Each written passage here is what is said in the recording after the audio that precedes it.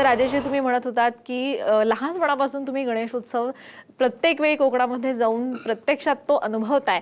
तुम्ही एक छान आठवण सांगितली होती वडिलांची तुमच्या, की तुमच्या वडिलांबरोबर तुम्ही सुद्धा रात्रभर भजन करत बसायचा. तर आम्हाला तेव्हाची काही आठवण सांगणार आणि एक भजनही आमच्यासाठी झालं पाहिजे. आठवण म्हणजे आठवणी खूप भजनात खूप गमती जमती होतात कारण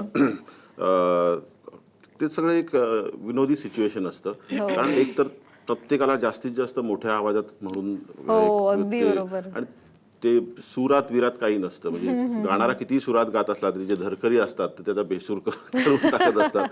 काही गमती अशा असतात की आमच्या गावच्या भजनामध्ये की काही लोक अशी असायची ना की भजन सुरू झालं की त्यांना झोप यायची आणि भजन संपलं की जागे व्हायचे. आणि ती पारंपरिक चालत आलेली काही पिढी आहे, ती एक जनरेशन त्यांची पुढची ती पिढी चालवते.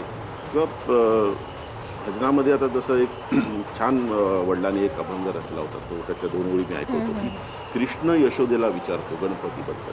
असं म्हणणं आहे माझं, प्लीज गाणं माफ करा.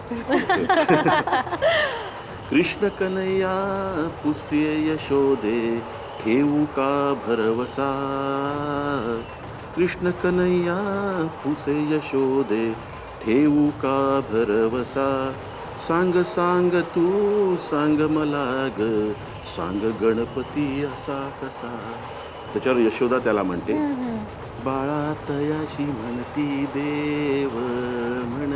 देव, सर्व गणात एकमेव, क्रोधामध्ये शिवशंकरे शिरजे उडविले, हत्तीचे ते मुंडके बाळा आणूनी बसविले.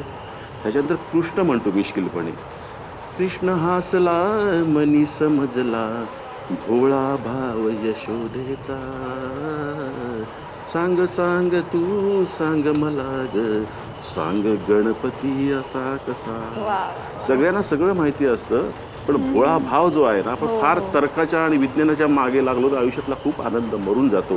त्या शेवटच्या ओळीत खूप सुंदर रचना आहे आणि मुळात ते किती छान लिहिलंय आणि तुम्ही ते खूप सुंदर प्रेझेंट केलं आणि साध्या सरळ सोप्या शब्दामध्ये कोणालाही करण्यासारखं. आणि मला वाटतं लहान मुलांसाठी खूप छान आहे. अशा गोष्टींच्या स्वरूपात त्यांना आपण अशा प्रकारे भजनं पोहोचवली तर त्यांना ती समजतील आणि आवडतील सुद्धा.